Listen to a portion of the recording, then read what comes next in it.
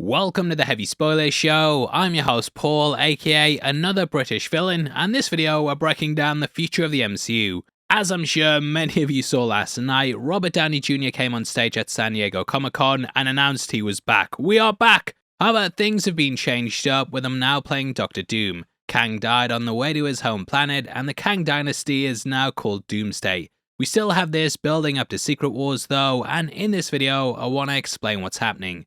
Deadpool and Wolverine introduces new rules to the multiverse, and in this video I want to break down what they are. This will go over how they play into the future and the multiversal aspects that are coming down the line. Obviously heavy spoilers ahead, so if you haven't checked it out then please check out now. If you enjoyed, hit that thumbs up and make sure you're subscribed because it's Sunday for videos like this every day. Without the way, thank you for clicking it. It's a great rule that. Thanks for clicking this. Now let's get into the video.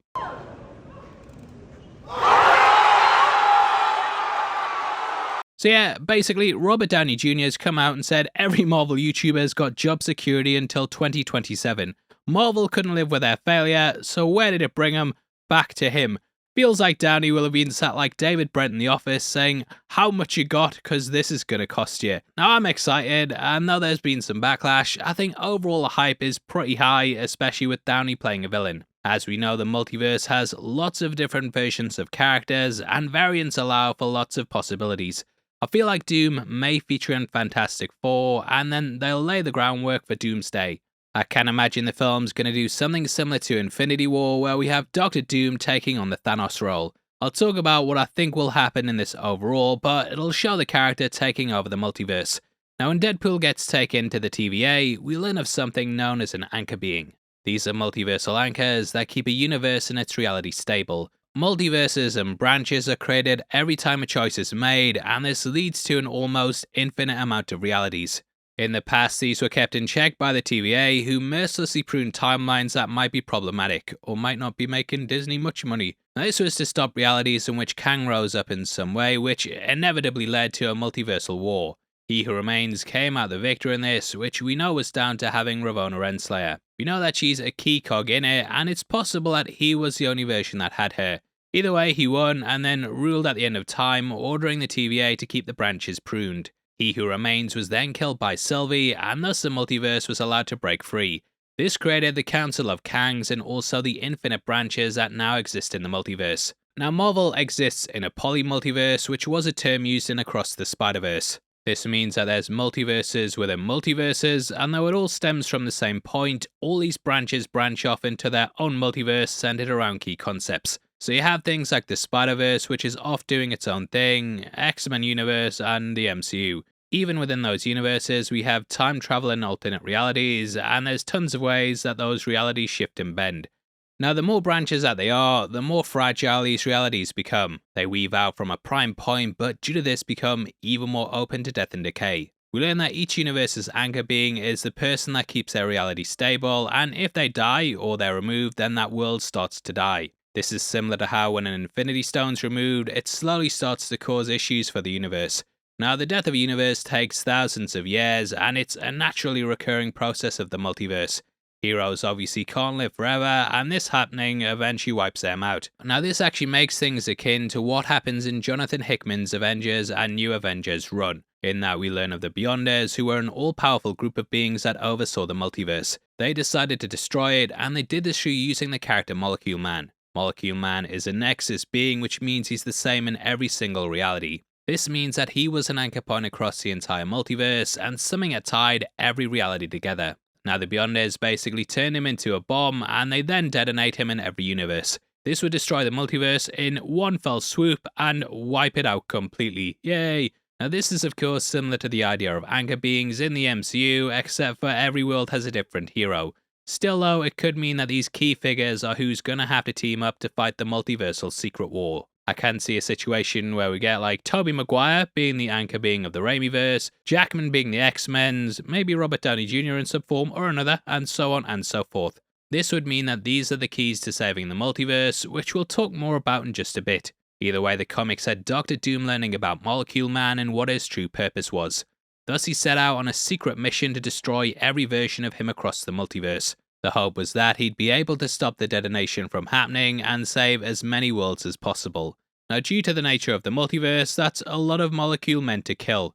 Because of this, he had to come up with a way to subcontract it, and thus he created a religion. Known as Rabu Malal, he recruited women known as the Black Swans that worshipped him like a god. They spread throughout the multiverse, killing all the molecule men they could, while also recruiting more swans to their cause. However, the plan backfired, as killing the molecule men caused that world to go out of sync. Thus it travelled through the multiverse, and almost like a marble, crashed into another world. This led to the destruction of that reality, and also the world itself. It wasn't anchored in place, which had a ripple effect, and this meant the multiverse slowly fell apart world by world.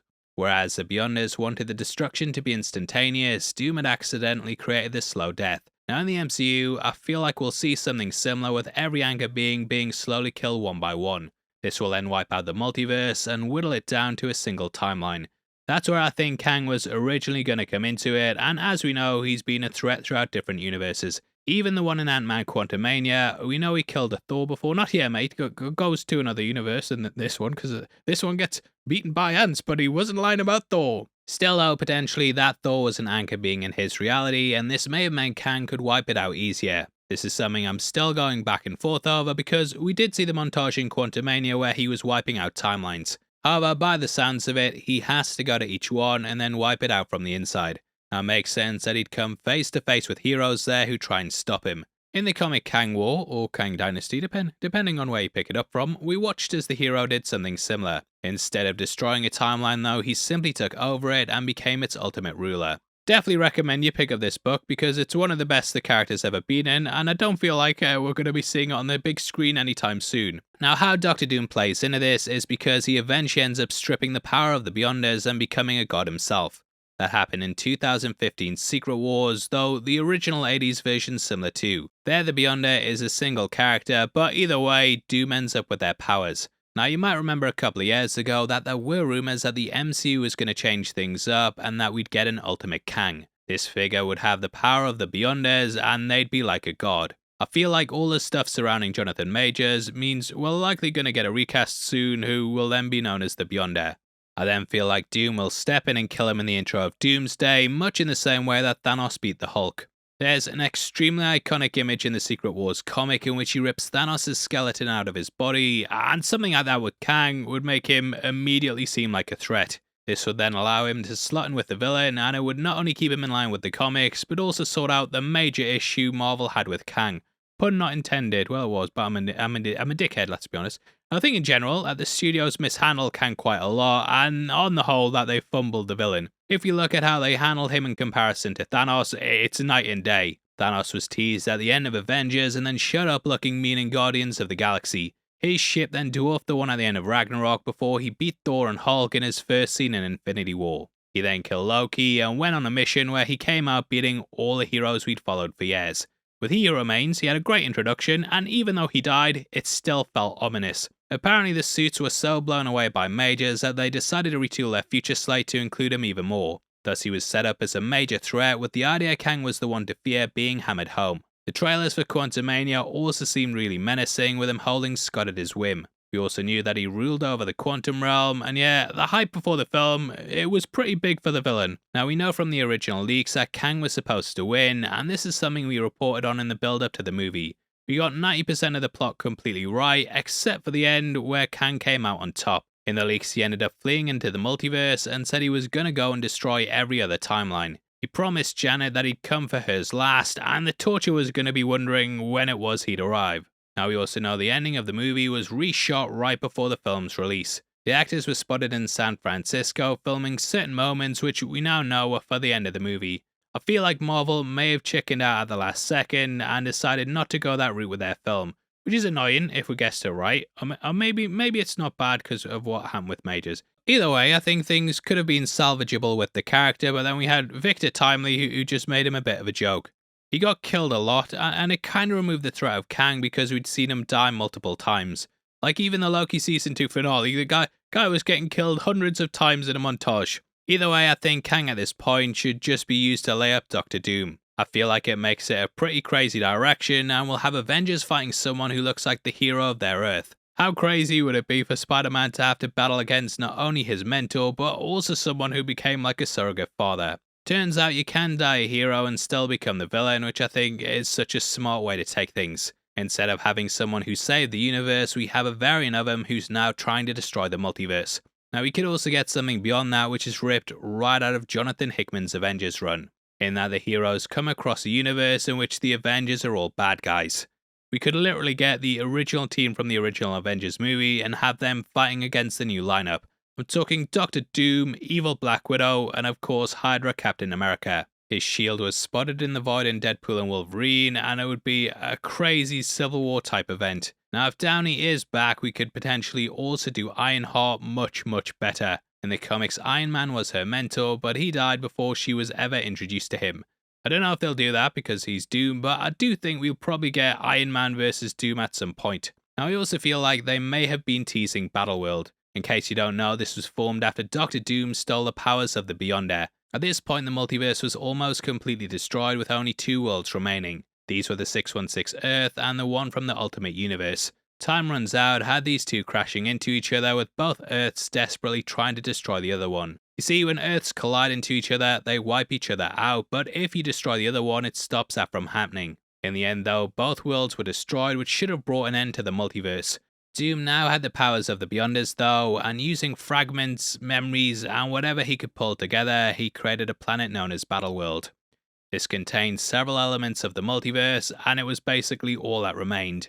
Now somewhere I think that would be perfect for this is the Void. This is featured heavily in the MCU, with it popping up in both Loki and now Deadpool and Wolverine. As we know, everything Prune gets sent there, so it makes sense that Prune timelines would end up there as well. We do see what may even be a tease of Battleworld as we catch a version of Thor crying over Deadpool. Paradox tells us that this happens in the future and that we're not supposed to see it yet. Now moments from this are reworked from Thor the Dark World, and Thor's reaction here lines up with him having the same cuts on his forehead. However, the sleeves are missing from his costume, and thus it makes it seem like it's a different moment. Now in general, we know that Marvel have said they're pulling all their comics and films under the same banner. Feige is overseeing it, and thus he's the one who's also driving the direction of the comics. Because of this, it's possible to predict where things could be going, and we may be seeing something akin to Avengers Prime, in that it was revealed Loki had been going through the multiverse and collecting the best heroes. Kept a mystery, it was only recently revealed that Avengers Prime had actually been Loki. Now boiled down to its most basic plot lines, the Avengers had 2 missions. The first of these was to stop Doom Supreme, who'd been leading the multiversal masters of evil. The second was to stop Mephisto, who could be coming, probably not, but he could be coming. Either way, Avengers Prime recruited the heroes to fight against this, and it could be something that happens in the MCU. As we know, Loki's now the god of all time, and he's sat at the center of the World Tree. Thus he has the power to travel through the multiverse, and he could remain on the throne while projecting himself to other worlds. He could then recruit against whatever threats are coming, which could be Doom Supreme. Judging by San Diego Comic-Con, he's going to have a council, or maybe at least robots that look like him, and we obviously are going to have to wait and see. I feel like Marvel, they might not even know what they want to do yet, so if you're watching this, Kevin, and you steal any of the ideas, I want some bloody money.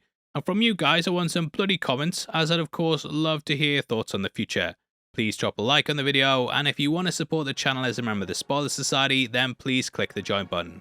We get early access to videos every week, and it goes a massive way towards helping us out. If you want something else to watch, you got a full breakdown of the panel on screen right now, so definitely head over there right after this. We go through all this stuff like the Fantastic Four clips, the stuff with the Thunderbolts, and Captain America Brave New World. Hopefully, I'll see you guys over there, and without the way, thanks for sitting through the video. I've been your host Paul, you've been the best, and I'll see you next time. Take care, peace.